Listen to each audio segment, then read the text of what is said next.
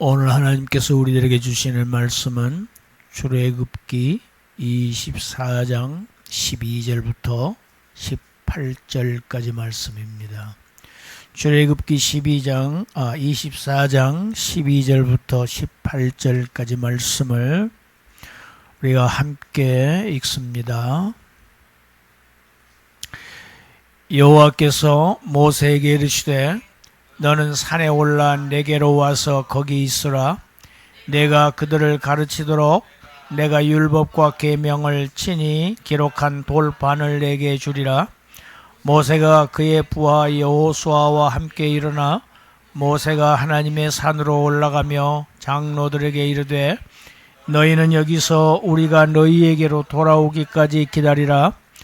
아론과 훌이 너희와 함께 하리니 무릇 일이 있는 자는 그들에게로 나아갈지니라 하고, 모세가 산에 오르매 구름이 산을 가리며 여호와의 영광이 시내산 위에 머무르고 구름이 엿새 동안 산을 가리더니 일곱째 날에 여호와께서 구름 가운데서 모세를 부르시니라.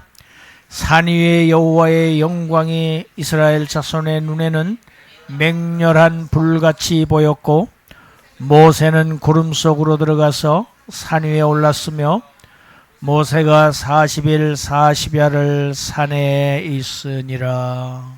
아멘. 오늘 말씀의 제목 우리 같이 한번 읽습니다. 모세 하나님의 영광으로 들어가다. 다시 한번요. 모세 하나님의 영광으로 들어가다. 여호와께서 모세에게 다시 여호와께서 임재하시는 장소 산 위로 올라오라고 부르십니다. 모세를 부르신 이유는 율법과 계명을 친히 쓰신 기록하신 돌판을 주시기 위해서입니다. 여기서 율법과 계명은 모든 언약의 법 중에서 가장 기본이 되는 십계명을 말합니다. 이 십계명을 성경 다른 곳에서는 증거판이라고 하기도 하고 언약의 돌판으로 부르기도 합니다.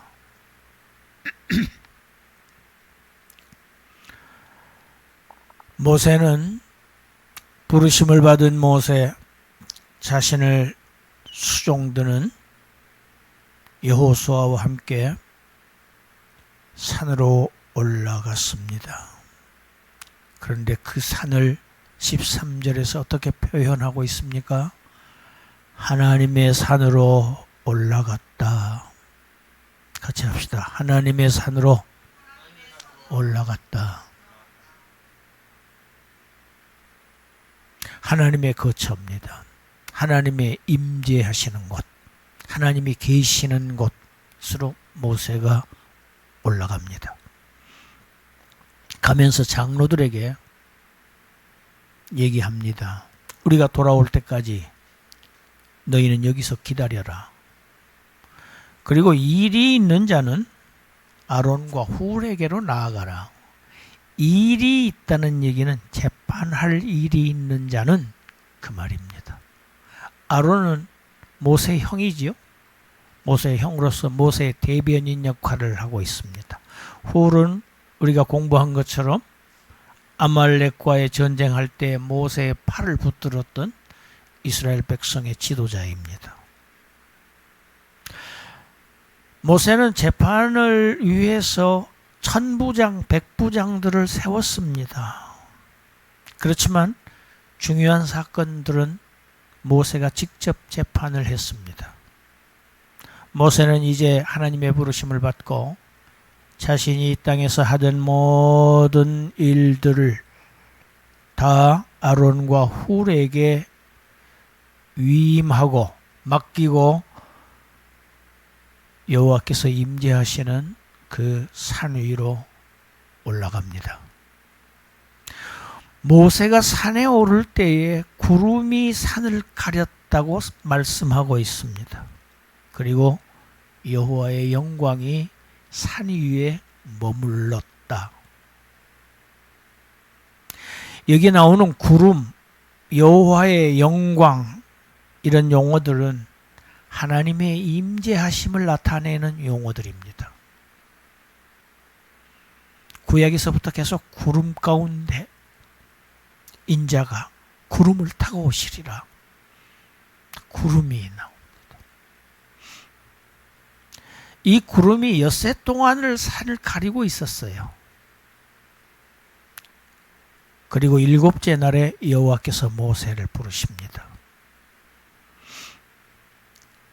산 밑에서 보고 있었던 이스라엘 백성들의 눈에는 여호와의 영광이 아주 맹렬하게 타오르는 불처럼 보였다고 17절이 말씀하고 있습니다. 이러한 구름, 불 이런 모두 다 하나님의 임재하심을 통해서 거기에서 나타나고 있는 하나님의 영광을 보여주는 그러한 형상을 말하는 겁니다.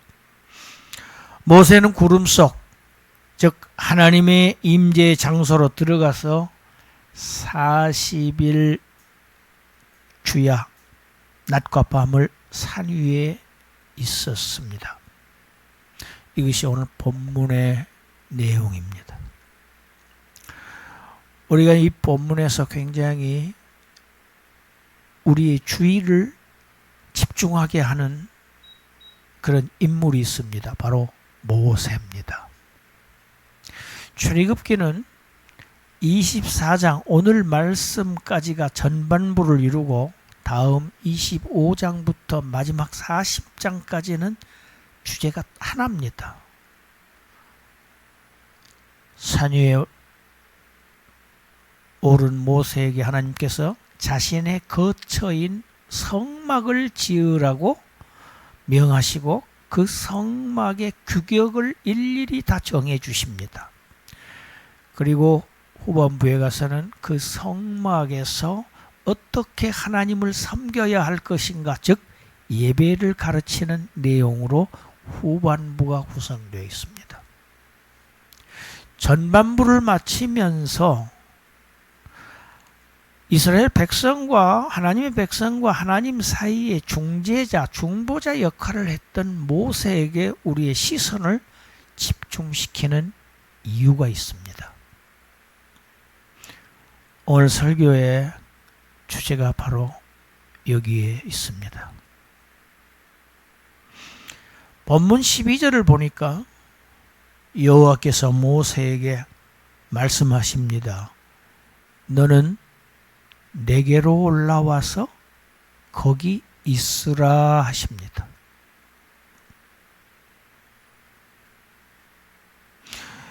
하나님께서 모세를 하나님이 임재하시는 장소로 부르시고 거기에 머물러 있으라고 하시는 겁니다.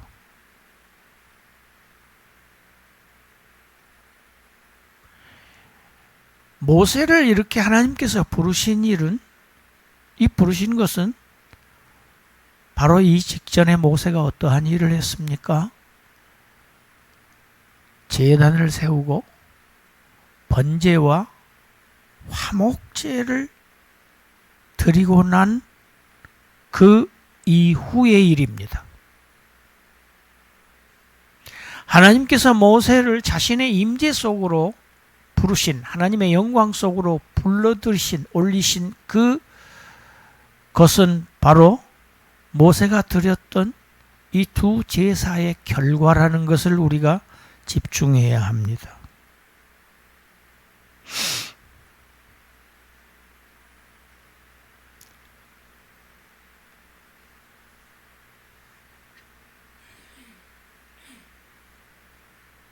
지상에서 번제와 화목제를 드리시고 하나님의 임재 속 하나님의 영광으로 올려지신 분이 있습니다. 모세는 지금 그분을 예표하고 있습니다.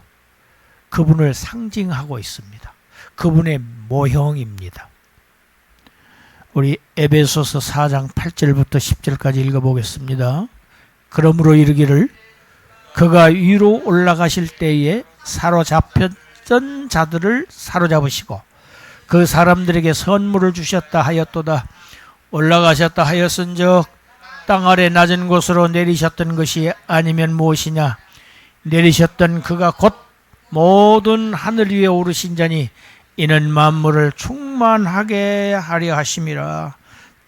땅 아래 낮은 곳으로 내리셨던 그리스도, 영원한 제사장으로 오신, 제사를 드리기 위해서 오셨던 그 그리스도는 자신을 제물로 하여 하나님께 번제와 화목제를 드리시고 그 피를 하나님의 제단에 부리심으로 인해서 죄와 사망에 사로잡혀 있던 포로된 자들을 해방시키시고 그들에게 구원을 선물로 주셨다는 내용입니다. 할렐루야. 그리고 그는 모든 하늘 위에 오르신 자다. 성경은 하나님의 임재를 하늘 위에 하늘로 표현하고 있습니다. 이 유대인의 우주관입니다. 3층 천이라고 사도 바울이 얘기하죠. 하늘을 3층의 하늘로 얘기해요. 첫째 하늘은 이 대기권, 우리가 보는 새들이 날아다니고 하는 이런 대기권. 둘째 하늘은 해와 달과 별들이 있는 하늘. 셋째 하늘은 하나님이 임재하시는 곳으로 보는 것이 유대인들의 우주관입니다. 여기서 모든 하늘 위에 오르셨다는 것은 하나님이 계시는 처소 하나님의 임재로 이제는 모든 사명을 다 마치시고 만물을 충만하게 하려 하신다. 만물을 완전히 통일되게 하십니다. 여러분, 하나님은, 예수님은 이 땅에 오신 목적이 사람만 구원하려고 오신 게 아닙니다. 하나님의 모든 지으신 피조물들이 지금 인간의 죄 때문에 다 함께 고통을 받고 있죠. 구원받아야 할 대상들입니다. 만물을 다 구속하시기 위해서 오신 겁니다. 대표인, 피조물의 대표인 사람 때문에 지금도 자연들이 고통을 받고 있습니다. 모든 생물들이 고통받고 있어요. 그 만물을 충만하게 구속하시기 위해서 하늘 위로 오르셨다. 그분은 지금 하늘 위로 오르신 그는 하늘아버지의 영광으로 들어가셨다고 요한복음 17장 예수님의 지상에서 마지막 기도입니다. 우리 읽어보겠습니다. 요한복음 17장 4절 5절 아버지께서 내게 하라고 주신 일을 내가 이루어 아버지를 이 세상에서 영화롭게 하였사오니 아버지여 창세 전에 내가 아버지와 함께 가졌던 영화로서 지금도 아버지와 함께 나를 영화롭게 하옵소서. 예수님은요, 그리스도는 원래 하늘에서 아버지와 함께 영광을 누리고 계셨던 분입니다. 새로운 영광을 만들어내시는 게 아니에요. 그런데 그 영광을 뒤로 미루시고 유보하시고 포기하셨다고 설명하지 않습니다. 이게 신학적으로 아주 중요합니다. 유보하셨다고 합니다. 포기가 아닙니다. 주님의 영광은 포기될 수가 없어요.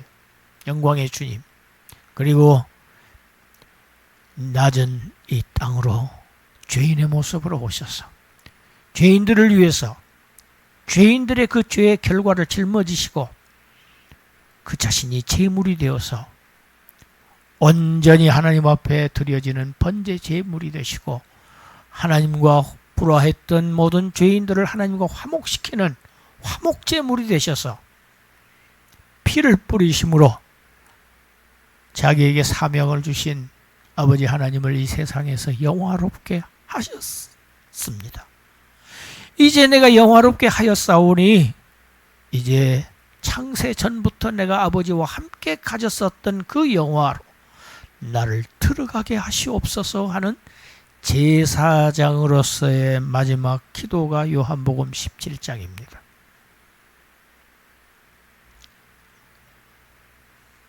히브리서 4장 10절을 우리 읽겠습니다. 이미 그의 안식에 들어간 자는 하나님이 자기의 일을 쉬심과 같이 그도 자기의 일을 쉬느니라. 일곱째 날에 부르셨다고 오늘 본문이 기록하고 있습니다. 하나님이 부르셨는데 일곱째 날에 부르셨어요. 엿새 동안. 엿새는 하나님께서 맡겨주신 일을 하는 기간입니다. 일하는 날입니다. 십계명에 그렇게 되어 있지요. 엿새 동안은 힘써서 일하라 계명이지요. 그리고 제7일은 쉬는 날입니다. 이 땅에 오신 우리 주님은 엿새 동안 무슨 일 하셨습니까? 죄인들을 구속하시는 일, 죄를 정결하게 하시는 일, 그것이 바로 자신이 제물 되어서, 자신이 제사장 되어서 하나님 앞에 속죄, 번제 제사, 하나님과 화목시키는 화목 제사를 드리시는 일을 하시고 마치신 다음에 다 이루었다 하셨지요. 제7일에 하나님의 안식에 들어가셨다고 히브리서 4장 10절은 말씀합니다. 그의 안식에, 하나님의 안식에 들어간 우리 주님은 이제는 모든 일을 마치시고 자기의 일을 쉬신다. 안식하신다. 오늘 본문 15절을 보면 모세가 산에 오를 때에 구름이 산을 가렸다고 했습니다. 우리 주님께서 하늘을 오르실 때도 구름이 그를 가렸습니다. 사도행전 1장 9절 우리 같이 읽습니다. 이 말씀을 마치시고 그들이 보는데 올려져 가시니 구름이 그를 가리어 보이지 않게 하더라. 모세는, 오늘 본문의 모세, 하늘아버지의 영광으로 다시 올라가신 우리 주님을 지금 그리고 있습니다. 모세는 하나님의 임재하시는 그곳으로 들어가서 40주야를 있었습니다. 모세가 하나님의 임재, 하나님의 영광 가운데 올라가 있는 그 기간 동안에 산 위라고 표현되어 있죠. 산 아래는 어떤 현상이 일어나고 있었는지 우리가 여기서 미리 살펴볼 필요가 있습니다. 그 내용이 출애굽기 32장에 기록되어 있습니다. 32장 1절 우리 읽어봅시다. 백성이 모세가 산에서 내려오미 더딤을 보고 모여 백성이 아론에게 이르러 말하되 일어나라, 우리를 위하여 우리를 인도할 신을 만들라. 이 모세 곧 우리를 애굽 땅에서 인도하여 낸 사람은 어찌 되었는지 알지 못함이니라.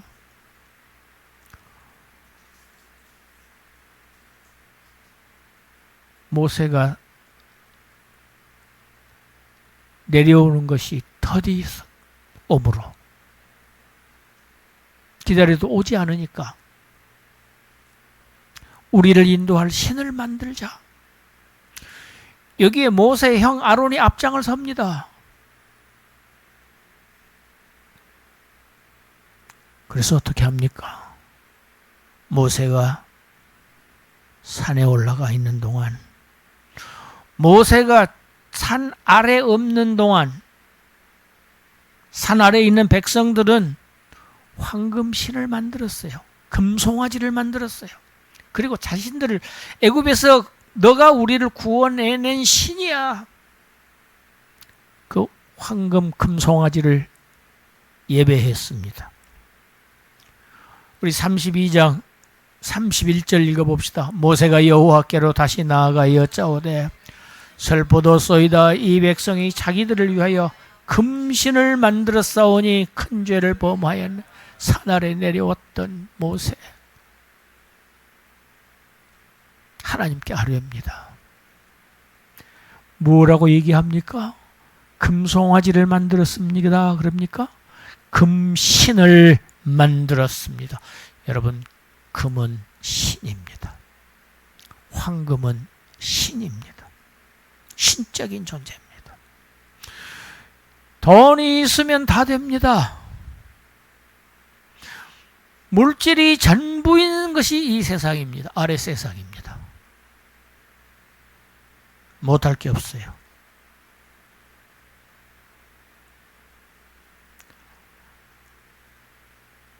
중요한 점이 있습니다.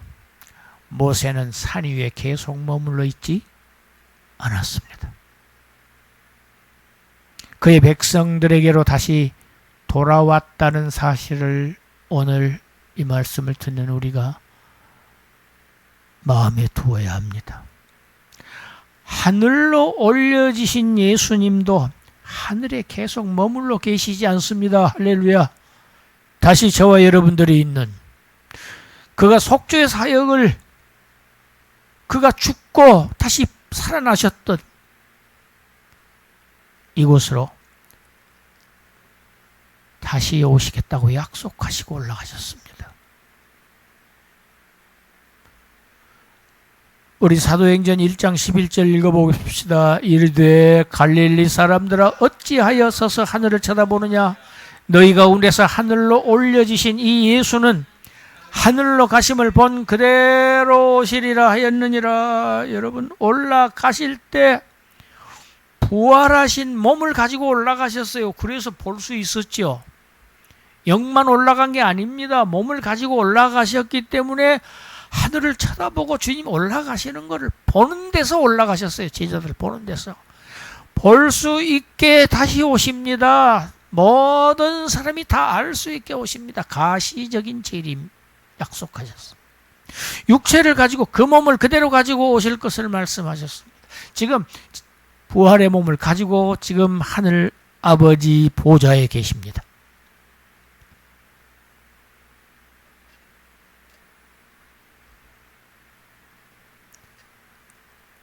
요한계시록 1장 7절입니다. 읽습니다. 볼지어다 그가 구름을 타고 오시리라. 각 사람의 눈이 그를 보겠고 그를 찌른 자들도 볼 것이요 땅에 있는 모든 족속이 그로 말미암아 애곡하리니 그러하리라. 아멘. 주님이 또 구름이 등장하지요. 구름을 타고 오시리라. 영광 중에 재림하십니다. 재림하실 때는요, 헤롯이 죽이려고 만반의 준비를 하고 있었습니다. 그래서 아무도 모르게 오셨어요. 하늘의 별로 인도하심을 받은 자들만 가서 경배할 수밖에 없었습니다. 그러나 이제 다시 오시는 주님은 그렇게 오시지를 않아요. 비공개적으로 암암리에 서서히 모르게 오시지를 않습니다. 천하가 다 알 수 있게 공개적으로 재림하십니다. 영광 가운데 구름을 타고 오시랴. 각 사람의 눈이 그를 보겠고 모든 사람들이 다 봅니다. 악인들도 봅니다. 안 믿는 사람들 다 보게 돼 있습니다. 심지어 예수님을 찌른 자들도 본다고 하셨습니다. 같이 합시다. 땅에 있는 모든 족속이 그로 말미암아 애곡하리니, 그리고 끝났잖아요. 그러하리라. 아멘. 여러분, 땅에 있는 모든 족속들이 주님 오시는 일 때문에 애곡합니다. 왜 애곡할까요? 애곡하는 이유가 무엇일까요?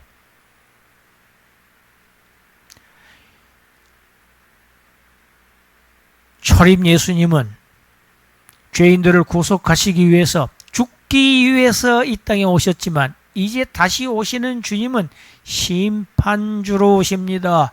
왜 모든 사람들이 애곡합니까? 심판대 앞에 서야 하기 때문에 모든 사람들이 다 애곡할 수밖에 없습니다. 곧 오십니다. 우리 성경 마지막 요한계시록 22장 10절 12절 읽어봅시다. 또 내게 말하되 이 두루마리의 예언의 말씀을 임봉하지 말라. 때가 가까우니라. 불의를 행하는 자들은 그대로 불의를 행하고 더러운 자는 그대로 더럽고 의로운 자는 그대로 의를 행하고 거룩한 자는 그대로 거룩하게 하라. 보라, 내가 속히 오리니 내가 줄 상이 내게 있어 각 사람에게 그가 행한 대로 갚아주리라. 아멘.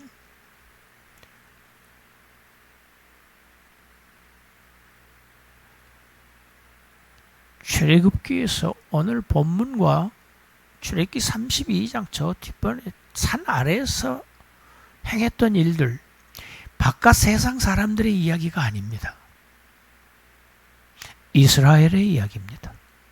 하나님의 백성들에 관한 이야기입니다. 어차피 세상 사람들은 돈이 신입니다. 그것이 인생의 목적입니다. 지불을 위해서 삽니다. 아침에 눈을 뜰 때부터 잠자리에 들 때까지 돈 하면서 삽니다. 그것이 그들의 사는 목적이에요. 이게 세상 사람들입니다. 그런데 이 출애굽기가 지금 얘기하고 있는 금송아지를 금신을 만들어서 예배했다는 얘기는 출애굽한 이스라엘 백성, 어린 양의 피를 문설주와 임방에 바르고 하나님의 은혜로 출애굽해서 홍해 바다를 건너고 시내산에서 하나님의 거룩하신 율법을 받았던 백성들에 관한 이야기입니다.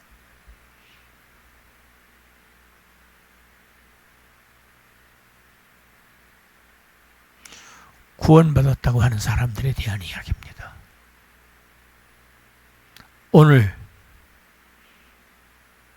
이 아래 세상, 우리 주님은 하늘 영광 속에 지금 임재해 계시는 이 땅에 주님이 계시지 않는 이 기간 동안 누구를 섬겼느냐? 여러분, 이것이 심판의 기준입니다. 세상은 이미 심판을 받았다고 요한복음 3장에 기록되어 있어요. 왜? 하나님의 아들의 이름을 믿지 아니함으로 저희들은 이미 심판을 받았느니라.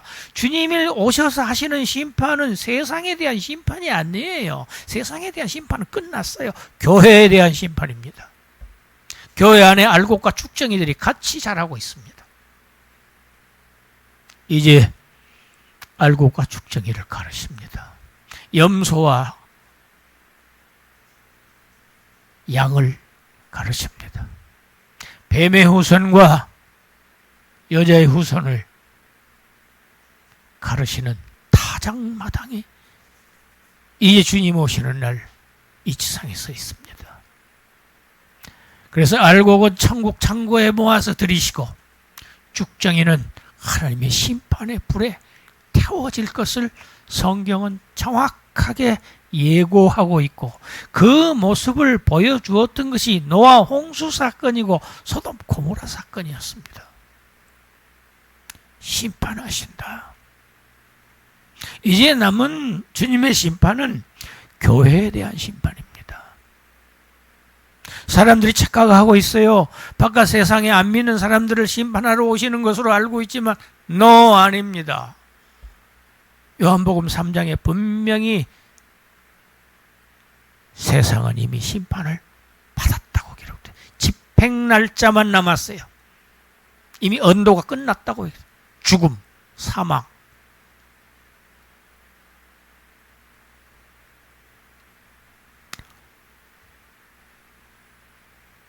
오늘 하나님의 백성들, 주님의 은혜를 받은 사람들, 무엇을 위해서 사는지, 무엇이 궁극적인 목적인지, 내 마음속을 차지하고 있는 가장 중요한 것은 무엇인지, 금신인지 아니면 주님이신지, 나를 구원하신 주님이신지 살펴보아야 합니다. 오늘날 교회들, 어떤 사람들은 그렇게까지 얘기해요. 치킨집보다 많은 게 교회라고 그래요. 곳곳마다 교회들이 세워져 있고 거기에서 이 시간에도 수 없는 설교들이 행해지고 있고 아멘 아멘 하고 있고 찬양하고 있고 의식적인 예배 드리고 있습니다. 그런데 그곳에 누가 임재해 계시는지, 사방에서 돈, 황금. 예수님이 걱정하셨어요. 너희가 하나님과 재물을 겸하여 섬길 수 없느니라. 너희는 제자들을 말하는 용어입니다. 예수님께서 말하는 너희는 저 밖에 있는 군중들이 아니에요. 예수님의 제자들. 너희들이 나의 제자라면 재물하고 나를 똑같이 섬길 수 없어.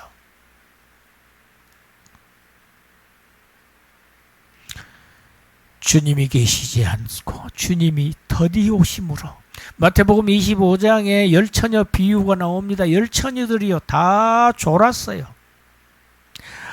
아니, 등에 기름이 없는 5처녀만 졸았던 게 아닙니다. 안에 기름이 있었던 처녀들까지도 졸았어요. 이 얘기는 모든 교회들이 다 졸고 있다는 얘기입니다. 기름은 성령을 의미합니다. 성령을 받았다고 자부하는, 구원을 받았다고 자랑하는 자들까지도 왜 신랑이 더디옴으로 졸세. 주님이 기다려도 안 오시거든요. 밤중이 되었는데도 안 오시거든요. 그래서 졸았습니다. 그때의 신랑이 이러다가 맞으러 나오라 할 때 다들 야단들이 납니다.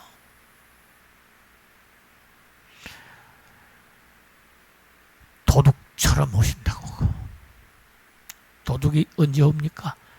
예측하지 못했던 시간에, 전혀 예기치 않았던 시간에 주님은 도둑처럼 오시리라. 주님 계시지 않, 승천에 계시는 동안 이 땅 산 아래 이곳에서 금신, 돈신, 마음속에 그것을 더 중히 여기고 그것을 예배하고 섬기는 자들 심판을 준비하라. 행한 대로 갚아주리랍니다. 오늘 이 말씀을 듣는 저와 여러분들, 주님이 지금 하늘 영광에 올라가 계십니다. 여러분, 그곳이 어디입니까? 저와 여러분들이 바로 올라갈 곳입니다. 할렐루야. 우리가 그 주님의 같이 합시다. 나 있는 곳에 너희도 있게 하리라. 할렐루야. 나 있는 곳에 너희도 있게 하리라. 거기서 내가 너희를 영접하리라. 주님이 우리를 영접하신다고 했어요. 지금 하늘 영광 중에 계시는 것은 우리의 영광을 지금 미리 보여주시는 것입니다. 할렐루야. 그런데 이 땅이 다라고요? 돈이 더 위대하다고요? 구원받은 사람 아닙니다. 입으로만 구원입니다. 말로만 구원입니다. 행한 대로 갚아주리라. 무엇을 예배하느냐?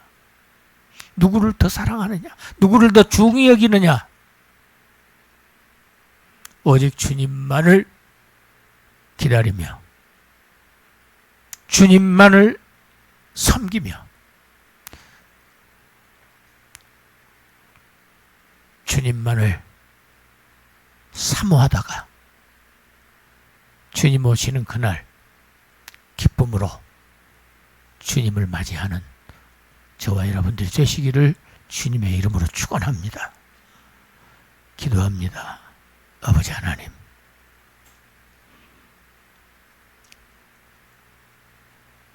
하나님의 영광 속으로 중재자 모세가 올라가 있는 동안 산 아래 이스라엘 백성들은 금송아지를 만들어서 예배했습니다. 교훈을 얻게 하여 주시옵소서. 내 마음속에 있는 금송아지 멸하게 하여 주시옵소서.